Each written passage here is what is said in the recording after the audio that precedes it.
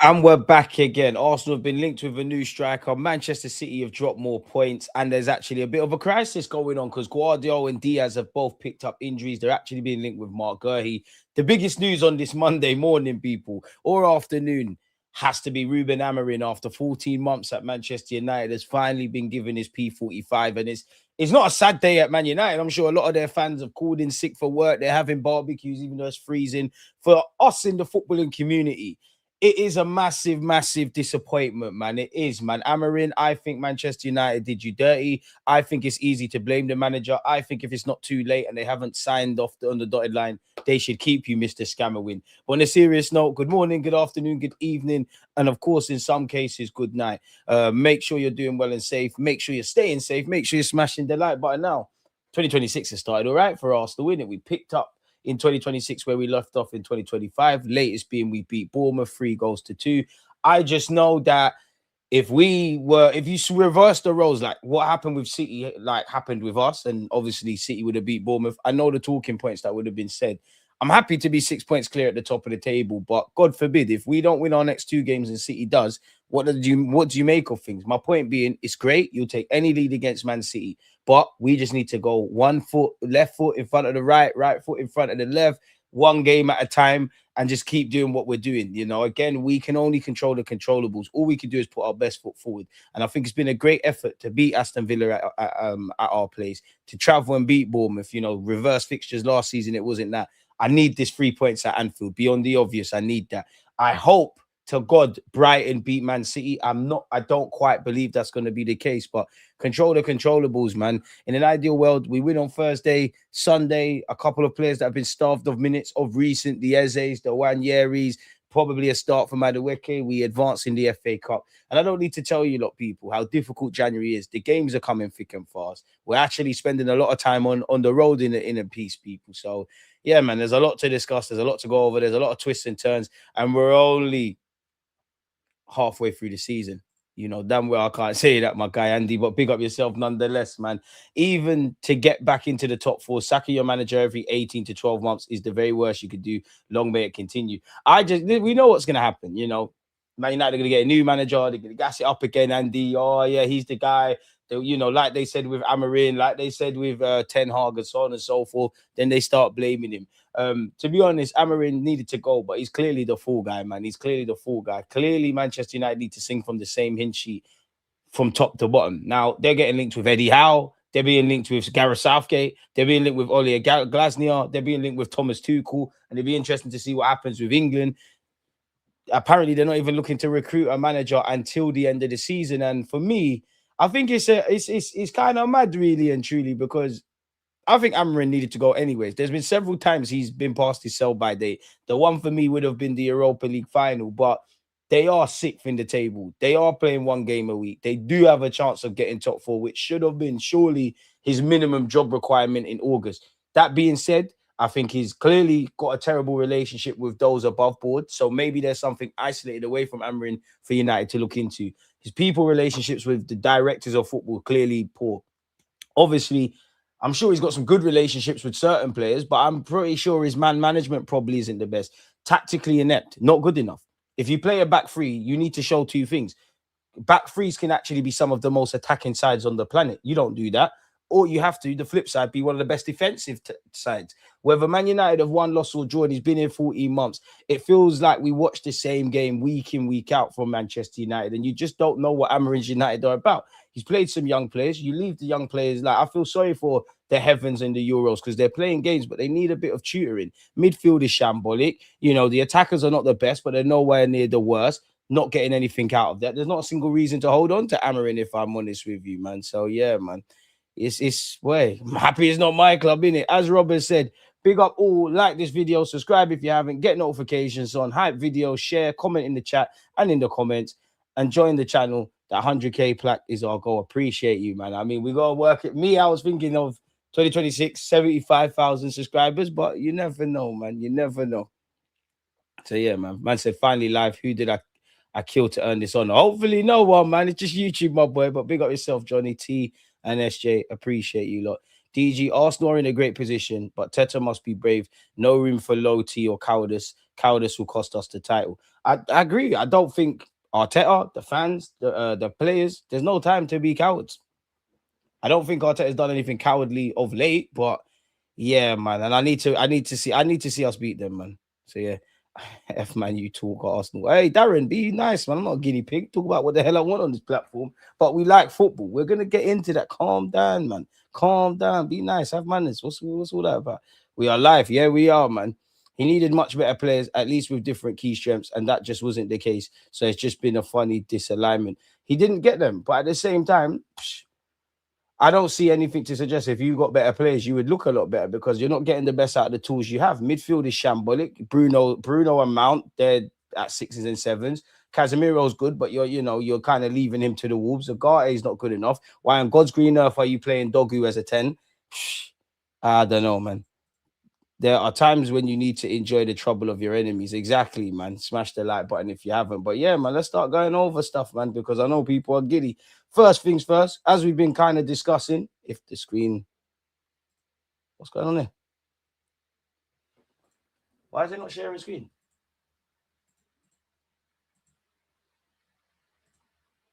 Okay, that was weird, but I think we finally got there. Can I just confirm everyone can see the screen? Yeah, give me a thumbs up. Well, can't give me a thumbs up. Like, someone let me know because it was taking forever to come on screen. I don't want to start waffling if people can't see. So if someone would be a doll, that will help us out of greatness, man.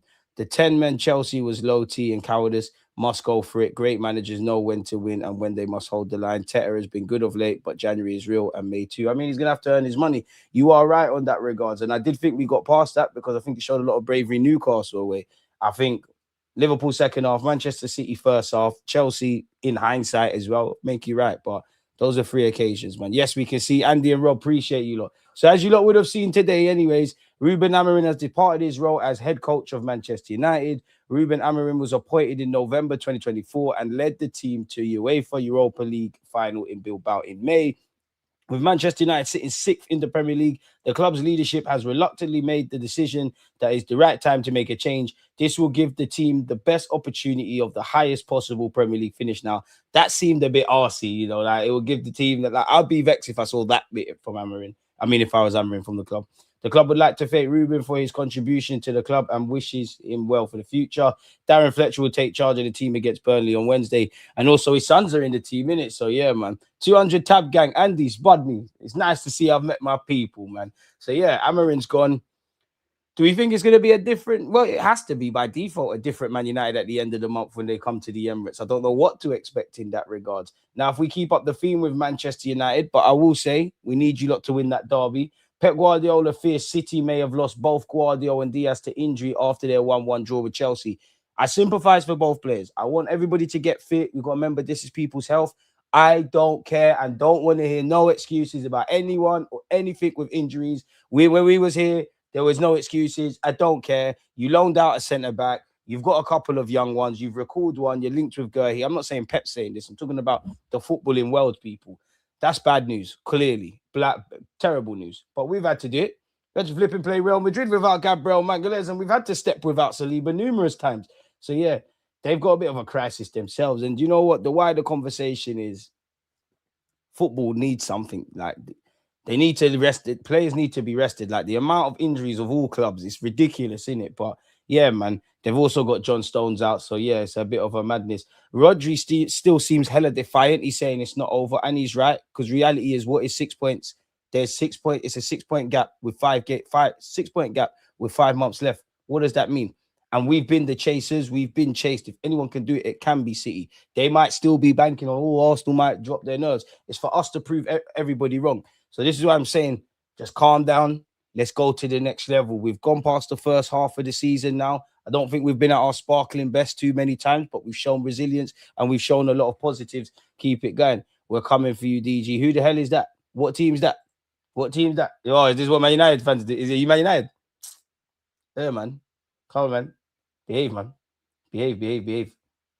I'm trying to find the Rodri comments, man, because Rodri spoke. He seemed quite upbeat. Let's just type in Rodri, man. Probably best.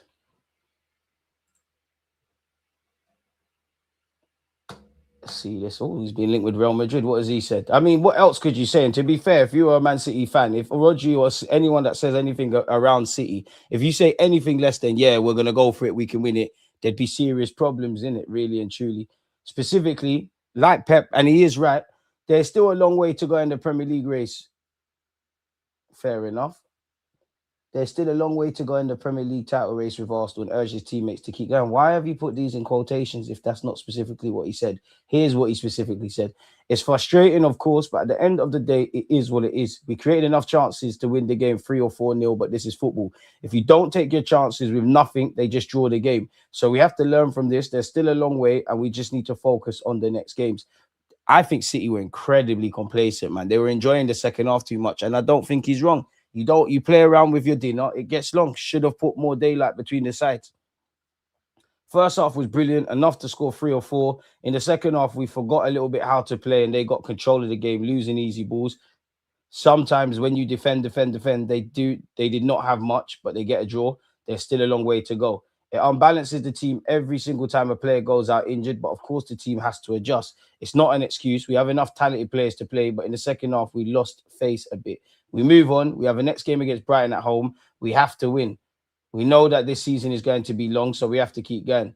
And then he said, for me, he spoke about his own personal process and whatnot, man. If we'd be 9 points ahead, then there's no more margin for error for them. But at 6 points in the Prem can definitely turn around. Exactly, God forbid. But if they win their next 2, we lose our next 2, then you're in issues. The only time, whether it's 9, whether it's 6, when we were into that last 10 to 8 game stretch, that's when I take face with that. It's just things can fluctuate. You know, Man United have just sacked Amorim. There's been a lot of talking points about Manchester United this season, and it will continue. They're 6th. Liverpool are running away with the league at one point. Now they're not. They're 3rd. Bournemouth and Sunderland have been good, hit bumps on and bruises on the road. Look where they are. Aston Villa started the season off horribly. They're in the title shouts. Chelsea been inconsistent, got themselves in these conversations, started talking a bit too much, and they've been downhill ever since. Arsenal, at one point, we can't get nowhere near Liverpool. The handbrakes up. Arteta's a coward, yada, yada, yada. Then there was a point we was winning games, and then there was that point where people were describing us as inevitable and saying no one, including City, is going to catch us. People said City are not going to do nothing. Now, and then at one point, the Sharks are circling. They're going to do whatever. A week's a long time in football. We have 5 more months of football to play. Everybody just calm down. But we're doing what we need to do. And I just wish we beat Man City at our place. In an alternative universe, like, you get a point from Liverpool at Anfield, you beat City at our place, and then how am I looking at it? You might even, ideal world scenario, you even hold on in the last 15 minutes against Sunderland. I know you can't win them all, but yeah, man. Amorim got a fortune, and now he's going in vacation with money to spend. Lucky bastard. Prisoners of the moment. We all know football is emotions over logic, which is true. Haaland's an alien, unreal player. Must keep our foot on the gas. I want Kai as a sub or more Eze. Once Kai's shaking off proper ring rust, he's going straight back into that 11. Again, I thought, he based on when we played them, that he might actually join us.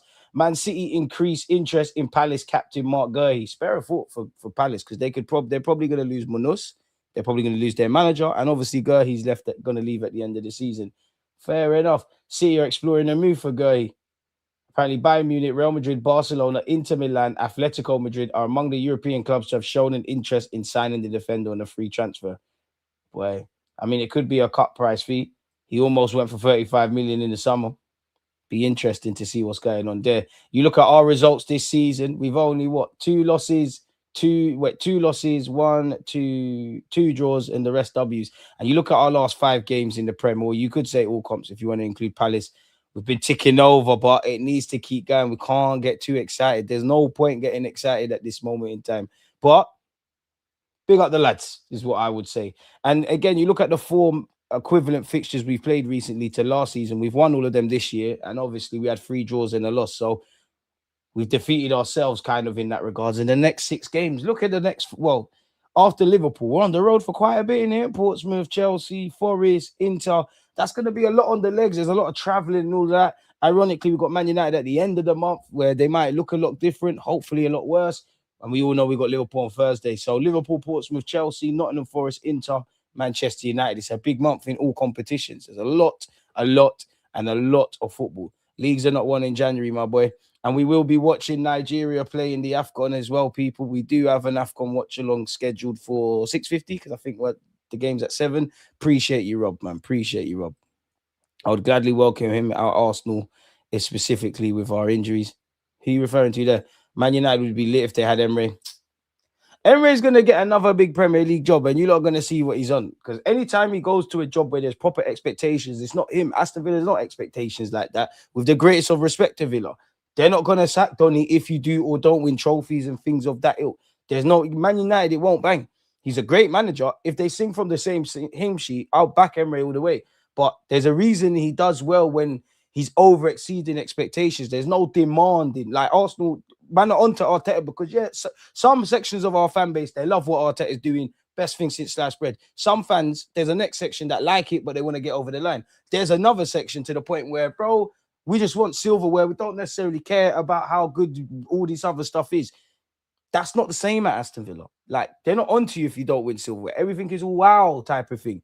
And he will get the same at Man United. I mean, they could do a lot worse than Unai Emery. If you're Unai Emery, Man United, the brand, I hate to refer to it as that, but the brand where it is as a club, Man United's a club. When they call you, listen. You either go there or you at least listen.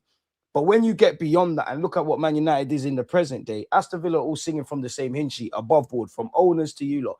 Is that the case at Man United? I'm sure you might take the job. It's a big job. It's a nice one to have on your CV. There's a good little group of players there. But what is the recruitment aligned? How much of a say are you going to have in recruitment? Are they going to like say, you know what, you can do what you want with this kind of squad? Are they going to commit to you? I'm not trying to use Arteta as the like case study, but unpopular decisions. Are they going to back you whether it works or not? When you start looking at that, and also mid-season where it looks like you could actually have a decent year with Aston Villa, does it make sense? Emre with PSG had to win. Emre never had a big dog and proper rivals. When he was at Arsenal, he didn't have a top team, obviously, but he couldn't have gotten us to here now. I feel Emre let us down in the league. We let him down in the Europa League, and I'll always admire Unai Emery for taking the job. Like, you took a big job after a larger-than-life character in Arsene Wenger. You never had some of the conditions that Arteta has been able to benefit from. There's a bit more stability. It was absolute chaos. A lot of the players took the piss. I didn't like how the media took the piss.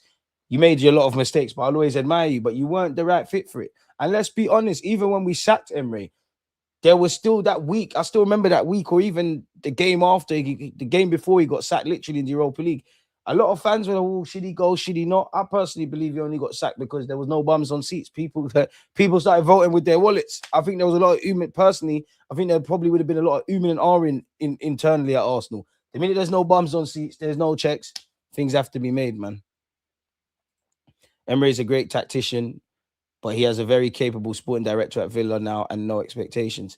And again, sometimes whether I believe Amorim should have been sacked or not, yeah, I do think sporting directors, some of them get away with murder because you didn't like Amorim's been the head coach as much as he said, and he came out with them bewildering comments. I'm the head coach. I'm the manager. I'm not the head coach. You're the head coach. You're not in charge of recruitment. There's a lot of L's.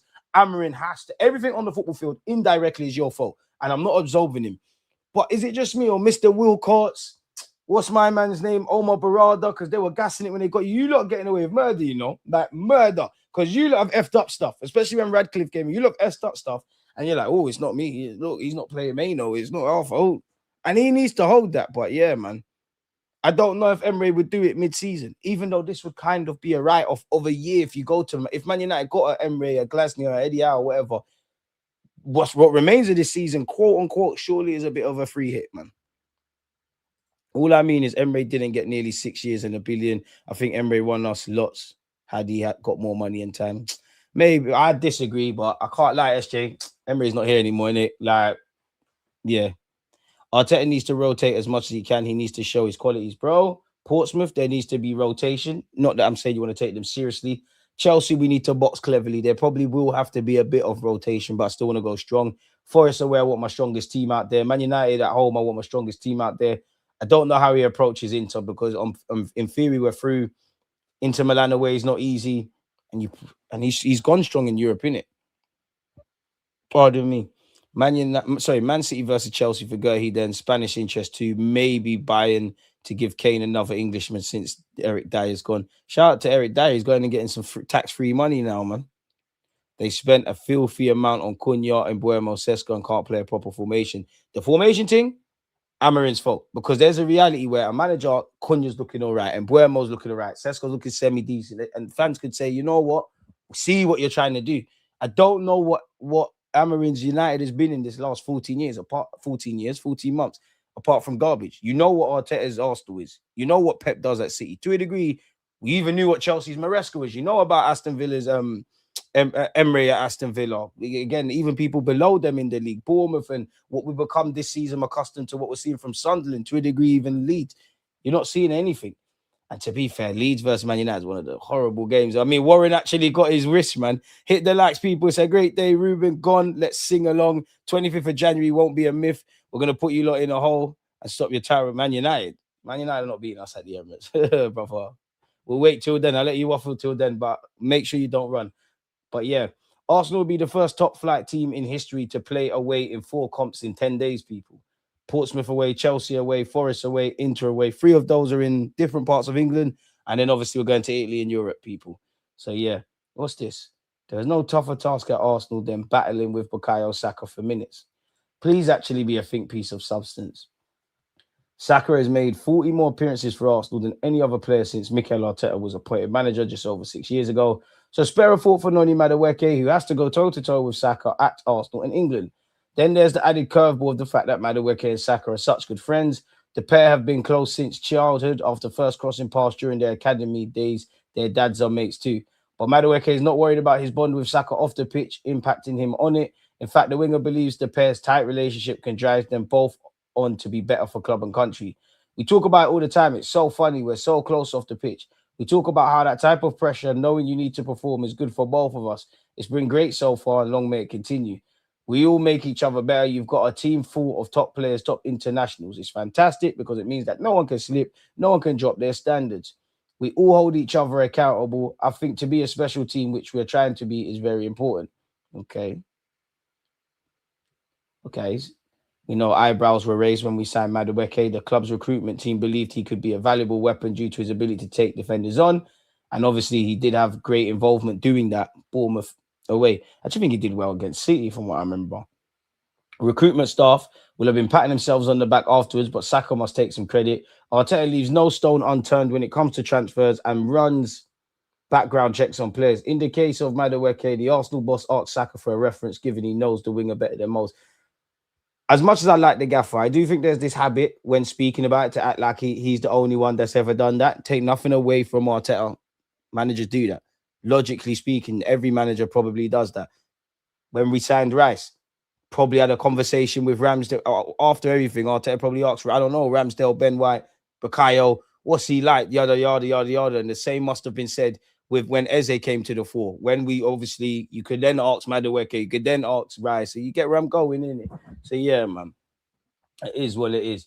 So yeah, apparently got a positive reference. Saka championed the Gunner signing Madueke, while Rice spoke glowingly about him from their time at England. And one thing I'll give Rice, yeah, you've been backing your teammates, you've been backing your careers, you gassed up Zubimendi.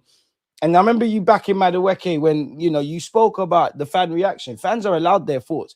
You're allowed to think Madueke is a good signing or a bad signing or whatever. The only thing I think is sneaky is the petitions, because your petition is not changing anything. Like, whether we agree with it or not, 2 clubs at the time in Arsenal and Chelsea are committed. Remember, these men are businessmen, all that stuff, you know, committed to spending 50 million Great British pounds and make that transaction from A to B. You think your little petition saving anything? How many times have we seen Arteta and Arsenal do unpopular decisions? Anyways, yeah, so yeah, the petition was sneaky. Shame on you if you've done that. You should slap yourself in the face. Stupidness. But anyways, what else have we got? The arrival of Madueke has benefited Saka as Arsenal now are able to manage his minutes. Since the start of December, Arsenal have had 9 games. Saka has started 5 of them, and Madueke has got the nod in the other 4. That is a rare occasion for Saka. However, it is sensible given his recent history of hamstring injuries. Okay. And obviously, remember Brentford. Is there anything else? I can't lie, man. They big up the article, but it's not making sense. If you don't remember, we tried to sign Igor Tejon from Blackburn in the summer, and we didn't come to anything. We also tried to get Will Wright that went Liverpool. I'm sure this guy spent time at Rochdale in their academy. Either way, at the moment, he's at Blackburn. Apparently, he showed no willingness to sign an extension of his contract. Arsenal are looking to sign highly talented Igor Tejon from Blackburn Rovers. The Gunners made 2 bids last summer, with Arsenal seeing their second bid rejected at around 2.2 million. Arsenal are leading the race as of today to sign the highly rated striker who has been scouted for a long period of time. Igor is currently on a scholarship contract and is keen on moving on. Sources close to the player suggest he has already politely declined multiple new contract offers, despite Blackburn Rovers' best attempts to keep hold of their prized star striker. Igor's reps informed his parent club of the player's desire to seek new challenges in a meeting as recent as 3 days ago. A fee close to 1 million is suggested as a suitable offer to sign the highly rated talented striker. Arsenal are keen to add him to their youth ranks to compete with Andre Harriman Anu. So yeah, man, you'd be a great signing at youth level. Obviously, if you progressed all the way to the first team, great. But if we sign you if you're not going to sign a new deal and your scholarship runs out, there's obviously compensation. So I don't know if that's 1 million, 2 million, 3 million, whatever that is. If you can turn that, if he progresses to the first team, great. If that 3 million turns into 13 or 20 in time to come, then it is what it is. I wonder how he looks at it though, man. Like, is your pathway blocked to the first team at Arsenal? Do you want to sign for Arsenal, learn from some world-class coaches, get some opportunities, get Arsenal on your CV and keep it moving? I don't know. For what it's worth, more than happy to have him. Now, I don't know if this is true, but if this is happening, yeah, I'm on this. Arsenal are keeping a close eye on Newcastle fullback Tino Livramento. I'm on that. That's left back, that's right back sorted. We were linked with him from his Chelsea days. We should have grabbed him at Southampton. I don't know what that would mean for Benjamin White in particular. What's his contract like? The only thing with Tino is injuries, and Newcastle are not going to let him go cheaply. But sources have revealed that Livramento has emerged as a leading target for the Gunners, though it's unclear whether an attempt for the three-time capped England star will be made in January. It's not going to be in Jan. Apparently, Mikel Arteta and Andrea Berta have identified the 23-year-old as a player who fits the profile they're searching for. Arsenal's belief is that the Newcastle player has a similar style to Jurrien Timber and could fit into the right-back role with ease.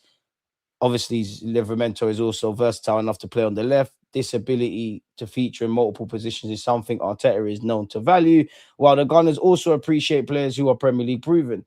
Livramento, who is under contract until 2028, apparently has an ETV estimated transfer value of 54.5 million. But Newcastle are unlikely to allow such an important figure in Eddie Howe's plans to leave easily, especially in the middle of the season. Are we happy with him? Would you not have him, people? Apparently, a move for Livramento makes sense in the wider context of Arsenal's transfer plans. Existing right-back Ben White is not happy with his current lack of minutes, with this a problem that has been simmering at the Emirates for some time now. He's only played 12 times this season, having been pushed firmly behind Timber in the pecking order. To highlight the lack of depth in that area of this field, Declan Rice was used as a fullback in our 2-1 win over Brighton. And so, yeah, man, Calafiori has proven to be injury prone, but he's been able to stay fit. Unfortunately, he's got injured as well. Livramento's got the same agency as Mikel Arteta. Boy, I want to hear Fletcher to Fletcher and these kids to top corner. You know what? You probably will, man. Less of that, Marcel, man. And Warren, man. Less of that. I hate seeing them happy. Big up yourself, Riley. DJ, remember the Arteta, Lampard, Ollie chats?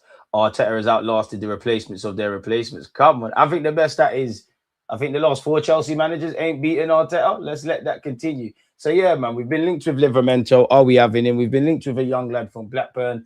The silly season continues. Apparently, Arsenal have made an attempt to sign Real Madrid forward Brahim Diaz as he continues to start at the Africa Cup of Nations. And you know what? You knew before the tournament, Morocco looked like favourites. They're doing well. I think this guy's got 4 from 4. You got more chance of grabbing him than Rodrigo in January and Arda Güler. And we get linked with every Real Madrid player under the sun. What? Arda Güler, Diaz, Rodrigo.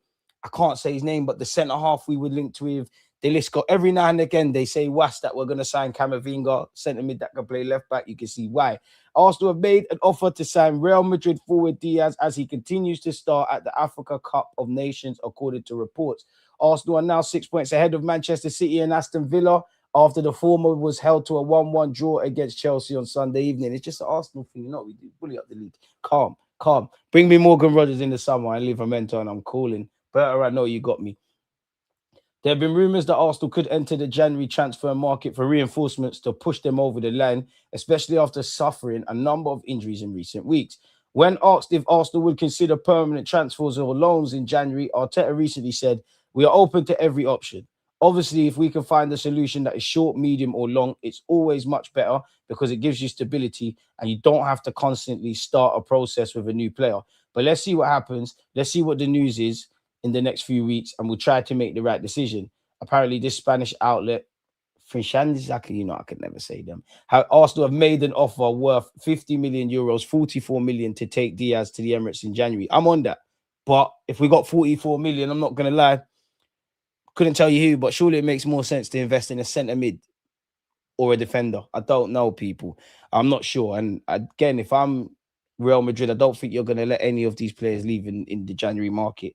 The Gunners see Diaz's situation as a genuine market opportunity with the Moroccan international out of favour under Xabi Alonso. Diaz has made just 4 starts in all comps for Real Madrid this season, but he has starred at the Africa Cup of Nations for Morocco. The former City man scored the only goal of the game as Morocco beat Tanzania 1-0 to book their place in the quarterfinals of the comps. He has scored 1 goal in all 4 of his country's matches at the tournament. And there was a great moment where the Moroccan fans were like chanting his name, and he looked like he wanted to cry, man. That's what football's about. Real Madrid are considering the bid from Arsenal as they acknowledge that 50 million euros is a very high figure for a player who isn't a guaranteed starter. Mikel Arteta has been key to the deal. The Arsenal manager considers the signing of Diaz a priority, seeing him as an ideal player to bring creativity, mobility, you could say versatility, and attacking flair to the final third of the pitch. And I mean, he's a star man for Morocco, been at Real Madrid, been at AC Milan. Actually, one of the best youth performances I've seen at the Emirates Stadium. I remember when we played them, actually. So I wouldn't be against it. I could see why. 44 million, surely could get that cheaper. The London club understands that offering him continuity and a leading role is the main argument against Real Madrid, where competition in attack makes sustained consistency difficult. Now, with Diaz, that sounds great, but how do you know you're necessarily going to be a starter? Because Odegaard's in the 10. You're not going to play off the right ahead of Saka. You're definitely not playing up front. Off the left, you could say, yeah. But are you guaranteed to, at this moment in time, can we guarantee that you'd start ahead of Martinelli, ahead of the star man Trossard at this moment? Maybe Eze might go out there. Maybe a fit Gabriel Jesus. I don't know.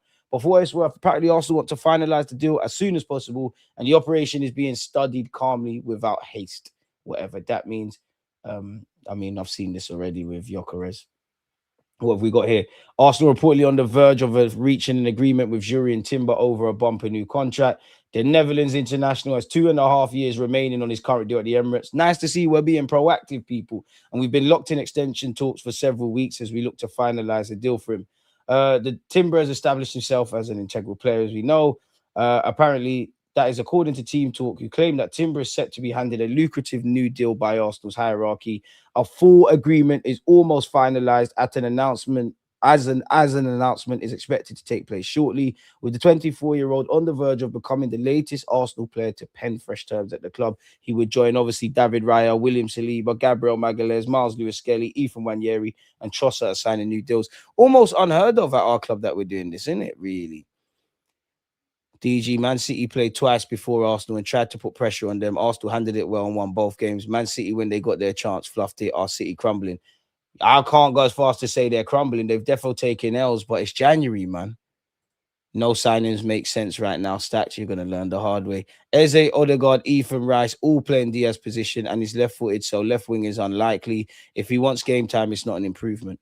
Sounds like Diaz agent talking for a pay rise or to move on. I don't believe it for what it's worth. But one person I do want to see sign a new deal was obviously Jurriën Timber, like all of us people. After finalizing contract extensions with Timber, Saka, and Rice, Arsenal apparently are expected to turn their attention back to the transfer market. The Gunners have identified Lille wonderkid Boadi as a key midfield target for 2026, while they've also been tipped to pursue a deal for Eintracht Frankfurt defender Nathaniel Brown. So if you had Nathaniel Brown, Calafiori, and Hincapié could all play left back, surely the plan has to be Miles Lewis-Skelly in midfield. Surely. But I think the most interesting rumor I've saw is Livramento. I'm having that, man. Trossard decision proves masterstroke. No, I mean, I don't think Trossard was ever that close to leaving. I don't think Trossard and Martinelli were ever that close to leaving, really and truly. Big up Trossard. He's got a deal until 2027. Do you, if Trossard continues this form from now to the end of the season, do you give him a contract extension? And I also want to ask you, look, this. In the summer, if you was offered 35, 40 million for Trossard, be honest, last summer, would you have taken it? Would you take that same offer now, or would you keep him? Because you could argue there's never been a better time to sell him. Big up Trossard, though, man. He's moving like Freddie Lundberg in what's left of this season, or this whole season, really and truly. Arsenal and City interest causing panic, club taking defensive action. And again, we've been linked with another defender, AC Milan's Davide Bartesaghi, 20-year-old fullback who can play as a centre-half / fullback. He's one of them people. Did score a brace against Sassuolo while playing in his natural position 2 weeks ago. I don't know why. He's contracted until 2030, so I'm not sure. But even though Milan signed Purvis, whatever, Estupiñán, the South American has fallen down the pecking order. There is a major indication of how well the Italian, obviously the lad we've been linked with, has performed. The outlet claimed that Arsenal have been following Bartesaghi for a long while now. More recently, Manchester City have joined the race. Real Madrid are also interested. This is causing some panic at Milan, who now want to hand a new contract to the talent, even if his current deal runs out until 2030. So do we feel this is a bit more agent talk again, people? The Rossoneri are also ready to offer him a wage upgrade, with Bartesaghi currently earning 1.1 million euros per season. Only, the way they put only. Crazy. So, yeah, he must be doing something all right. Our ladies have signed someone. Arsenal signed Sweden teenager Holmberg, 19-year-old who joins from Swedish club Hammarby IF, having graduated from the academy and played 96 times. Fair enough, man. We got a rich history with Swedish players. We obviously signed what's his face as well, Gyökeres. So hopefully you lot feel right at home, man. Welcome to the club. Welcome to the club. We did sign a defender then, didn't we? Boy, is there anything else? Please, man. Hey, Edu could get rubbed out again. Why would you... It's so fun seeing Edu ruin other clubs, But for what it's worth, move, man. Nottingham Forest, move, man. Nottingham Forest head of global football, Edu, is in danger of being sacked just 6 months after his arrival. Forest at serious risk of dropping into the Championship, boy. Edu is now under intense scrutiny despite only signing a worth more than 3 million a year in July. What does that mean? There's a mistake there, but only signing a deal, I guess. Doubts are emerging over the Brazilian's long-term future after a turbulent season at the City ground. Boy, apparently Nuno and Edu already had a rift. They were barely on speaking terms after clashing over a number of issues, including transfer targets. So Edu, you never got much of a say at Arsenal. He said, F that, I'm getting everybody I want. And that eventually led to Nuno being sacked in September. He's now in charge of tomorrow's opponents, West Ham. Ironically, Nuno could get sacked from there, innit? It's been suggested he's under the microscope. I don't know. I don't know whether to believe that. But yeah, we've been linked with, we've been linked with Livramento, been linked with a young Blackburn striker, contract talks for Declan Rice and Timber. And obviously we're top of the table, top of the Champions League, into the semi-finals of the League Cup. And we hope, provided we do our job against Portsmouth, that we keep it moving and advance as well. Oh, Warren, chill out, man. Eddie, what have you done for me lately? Nuno been back till stay. Agents and journals, you see what sticks. Easy to deny too. Makes you look like you're actually working. Big up Calmstrong. He scored a penalty for us en route to the FA Cup, man. We used to, obviously Brexit's changed, but we used to have bare Swedish players in our academy, let alone the first team. Players like Trossard versus potential money is often a gamble. Thankfully, thus far, Trossard has proven people wrong. May it continue. We'll talk about that in the summer. I mean, there's a lot of players I wanted to sell, but I wanted to keep Trossard and Martinelli, like you lot know, in the summer and sign the next one. I can't say I saw this season happening from Trossard, but I would just have the belief it's a squad game. We need squad players. We know what Trossard brings to the table in his minutes. Obviously, this form has blown everybody out the window. You're looking like the Trossard on a consistent basis, like that hitman that used to scare everyone at Brighton. But then the funny thing is, if you go and if you sell him next summer, people are gonna cry. But what if you keep him? Like, assuming he continues this form once again from now to the end of the season, you keep him now. Next season starts. Remember, next season everything starts afresh. Your last season's form don't matter, and he's stinking up the place. What are people going to say? Oh, we should have taken a chance. We should have struck while the iron's hot. I'm on keeping Trossard because I'm sure he's probably on handsome wages, but I'm sure he's not the highest earner. We know what we're getting with him. He's versatile, probably our best option off the left-hand side. Does have that clutch gene in him. I wouldn't be against keeping him for another year, but I understand if the club say, you know what, there's a little money to be made there. Do your thing. And he's actually smiling, man. Big up Trossard, though. It'd be interesting to see in the next 2 years, Trossard, Martinelli, Kai Havertz, Gabriel Jesus. To be honest, at Wanyeri, Miles Lewis-Skelly, what we do, what happens, Ben White. But this is football. Things are always evolving. And then if you go and sell Trossard, I was only sanctioning Trossard in the summer, or Martinelli, if you bring someone in. If you sell him, you need to bring somebody in. It depends, though, because you could reckon Martinelli probably brings you more money, but he's not going to... Nobody ain't offering nothing for Martinelli at the moment. He is a bit younger. I don't know, man. It depends. I think you're damned if you do, damned if you don't, man. Now, I'm not saying dash him in the bin. I'm just saying, like, because like someone said, sentiment, and there is something at Arsenal. Sometimes we don't. It's not always the same situation, but sometimes we don't always sell when the iron's kind of hot. Like, I remember Ainsley Maitland-Niles. I'm not a hypocrite. I didn't want to sell Ainsley. Remember when we won the FA Cup? But there was a 30-odd million day, ended up going for free. And there's a couple other examples, really. Like, we haven't really struck while the iron's hot, and that's something we've got to look to change, man. City Blueberry, Crumble, get that parade set up, not put a... Man, Warren, shout out, man. I take the money, DG, all day. I don't know if Tino will leave Newcastle. It's going to cost an arm and a leg. So I can't see it. What money is Timber on? Double that shit and then add another 50 bags on it. I hear it. PL clubs and their management need to understand the fact Arteta, his project, his profile is an exception, not the norm. Fair enough. But I do think the general consensus of giving my man time helps out. But who cares about what these other clubs are doing, man? Do you read anything into Eze and Arteta? I'm hearing a lot of stuff, teaching tactical discipline, teaching game management to him before he comes into your 11. Any truth? Probably is truth, because that's probably stuff Eze needed to learn at Arsenal anyways, and has been learning at Arsenal anyways. Reality is, I don't even think it's just because of not following your runner against Aston Villa. Bearman have made mistakes. Mascara's made mistakes this season. Gabriel made a mistake. Raya's made a mistake. Eze's made a mistake. Mistakes happen. Mistakes obviously are more costly in defense, but mistakes can be quantified as anything. It could be you not dropping when the team's breaking. I'm sure if you go and look at the Liverpool game, that Arteta's made mistakes. Mistakes could be you missing tap-ins. But these guys have also made the difference. For Eze, he's been great in moments. He's had some good games. There was a time, where I thought, oh, Eze's getting a lot, because there was a time we was more scared about keeping players fit and whatnot. I was thinking, oh, Eze's playing a lot. Now you're not. Reality is, if we want to talk about a squad, difficult decisions are going to be made. Does it shock? It has shocked me to the fact that in the last 3-4 games, Eze's got no minutes. That has, like, he's not come off the bench. But this is the reality. We've been winning the games. If our form was like Man United's, it's all shaky and inconsistent performances and results, then I understand the whole. It's not that I don't want this to happen, but I understand Eze can get minutes, Wanyeri can get minutes. And you don't know me, I want Lewis-Skelly to play all day, every day. Wanyeri the same, Eze the same. But reality is, we're winning games. Other people have taken their chances. Odegaard's got his act together. Trossard is locking down that left-hand side.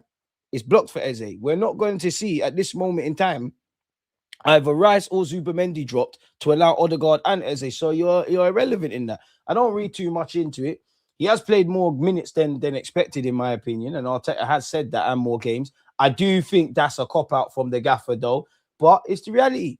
It's the reality. Go and take someone's spot. As much as I like the camaraderie, we're not here to be friends. Make sure you're purring, so that if Odegaard, who's done very well in 3 games, if he drops off, you're there. Or Arteta has to force you into the team and make a difficult decision, because right now everybody's deserving of their spot. Some of you are onto Saka. I think you're disingenuous. Trossard has locked down that left-hand side. Odegaard in the last 3 games, superb. Zubimendi starting to up it. I don't need to tell you about Rice. You get where I'm going, people. So it's the reality of it. I'm only shocked that we ain't last 3-4 games taking a piss. But then at the same time, you look at the amount of games we've got this week, this month. Apologies, you're gonna get game time. Now I'm jumping the gun a bit, but it wouldn't surprise me if you start against Inter. You're probably nailed on to start against Portsmouth. Maybe even you got the 2 games against Chelsea. Who knows? You might even start again. You never know what the gaffer's planning. You might start against Liverpool. Eze has never trained at such a level. Palace are leagues below in terms of setup. I think that's disingenuous to Glasner, man, if I'm honest with you. Oh, fair enough. I'm selling all three, Jesus, Trossard, Martinelli, purely on a business thing. But then you're gonna have to bring three man in, and then you're gonna have that whole. It's not. I'm not saying you're saying this, but it's not FIFA, in it. Like you're gonna sell these guys, then you're gonna have to bring people in, then you're gonna have to give them time to gel. I wouldn't sell all three. I think the club would be most happy to get rid of Jesus. Obviously, it's not. It's not personal, Jesus. You're on big money, cut. I think certain amounts of offers. Trossard, probably the age. Martinelli, I think they let you go, but they're kind of hoping that there's a purple patch from you, man. Man said, surely you can find someone better than Trossard on the left. Trossard walks into your team at Man United and fucking does the business. So you need to behave yourself. I'm not reading the rest of your nonsense, Warren. Behave, mate. That dude with the truth, bro. I appreciate you for having faith in me, bro. Broski, there's no way I could pronounce that. I appreciate you. I feel like mascara Newcastle away. Fiarches. Fiarches. Hamabi. I tried, man. I tried. I gave it a go. Gave it a go, right? Those games bar Liverpool are very likely to be Eze starts. And you never know, man. The next 3 game weeks, we could be talking about, oh, Odegaard can't play again. Eze did it. And reality is, we know, yeah, Odegaard is going to play. Eze needed to grips up some trees, like grips. Even if he's just a squad rotationary option, we've got one. But if he wanted to be the guy like that, we all knew Odegaard. I'm not trying to make this Odegaard versus Eze, but we knew Odegaard is playing 9 times out of 10. You would need to play to a level that Arteta cannot consider that, or he has to make a difficult decision. Where between Zubimendi and Rice, hasn't quite been that. But there's been a lot of injuries. There's a lot of football. We've just come out of one half of the season into the other. So we need to calm down a bit. And if I'm honest with you, people, as much as I'm sympathetic to these players and their situations, I don't really care. All of you lot crying about game time and all of this, that shit comes second. I just want my Premier League title or one of the 4 trophies. That's it. I wish all the minutes in the ideal world, all the minutes are equal. Gyökeres or Kyle, whoever is scoring a handsome amount of goals. Odegaard and Eze are fighting for the assist record. Raya's fighting to get clean sheets. Golden glove, and we're getting clean sheet records. All that matters again over the line, man. Everyone's shit comes second, man. But Eze's cool, man. Nobody can diss Eze. I just say with Eze, needs to be a bit more consistent over 90 minutes. I think Newcastle away you was good. I think the North London derby, I know the hat trick will take it, will take the plaudits, but you was defending quite well. And even that, a lot of people that are crying about, they wouldn't play Eze, they were on dropping Eze. Do you remember before the North London derby, like, Eze's a lot of fans were saying Eze is actually a winger. He's not a 10. He obviously done very well in that game against Spurs. And then I feel like we're getting here. I like Eze, man, but I've seen moments. Need to see you take it to another level. I think a lot of our summer targets really need to just go up the gears. I think a lot of our players need to go up the gears, man, really. Like, that's the good news. We've been ticking along. A lot of you have been good. How many of our players have been great? Isolated to Arsenal. I think Calafiori was being great before he got injured. I think Timber's been playing out of his skin. I think Rice has really gone up the gears. I think Trossard has done the wow thing. Others have been good, but you get where I'm going. So let's all Saliba as well. It's gone under the radar, really, especially in the last couple of games. Gabriel, as usual. But even that, I don't think we've defended to our same high standards defensively. And I think everyone's to blame for that. So let's go up the gears. It's as simple as that. We've been winning, but people still want Victor on the bench. But first 3 out the door, DG. It's easy to sit here and say Marino and Kai Havertz and this one and that one. I think Jesus will be gone. I think Jesus is gone. He's the only one I bet on, really. And that's easier said than done. I think Jesus will be gone. I do think we'll sell Trossard. Hot take, I think Kepa might leave. Not because he needs to leave in that. I just think he might think I could be number 1 somewhere, if I'm honest. Hope he don't, because I don't want to buy another goalie. But yeah. FA Cup on FA Cup on Sunday, Eze or Wanyeri in the 10, Eze left. Both of them in the team, man. Both of them in the team, man. Eze go left wing. Wanyeri, you're in the middle. Madueke go down the right. I don't know what we're going to do with Liverpool in mind. Is that a chance for Kai? I know Kai was in the squad and then he wasn't. If Eze spoke French or English, he would start more. Chris, come on. Huh? DG cussing out Eze, doesn't want to see brothers succeed. What kind of nonsense are you talking about? I just want our team to be healthy. I'm tired of injuries second half of the season. Everyone needs to push it. There will be games where Eze, Zubi, Odegaard is more suitable than Rice because Eze is a dancer. He can score 2 in a game within 20. I dream of a world like this, man, of that, but I don't feel comfortable without having Declan Rice in our 11, man. It just don't feel right. Once you're introduced to this Declan Rice lifestyle, big up West Ham. And how poetic was it? West Ham got absolutely violated when Rice was scored a brace. It's lovely, man. We owe Rice, we owe West Ham some more money, man. Don't worry. We'll give you Mikel Merino for a cheap fee of 70 million, man. Good price, good price, good price. Good price. But yeah, man, with that being said, just shy of an hour. There's no point wasting you lot's time, people. Again, I've done a video on Ruben Amorim. There's a video coming out today about my feelings around Arsenal as we approach this week. So yeah, please make sure you check that out. Appreciate you lot here. We're watching the AFCON later, 6:50 to watch the 7 p.m. game.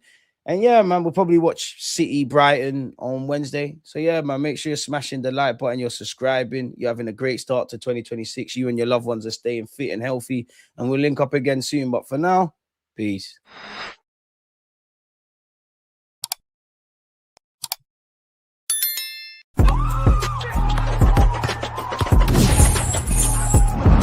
You always just like,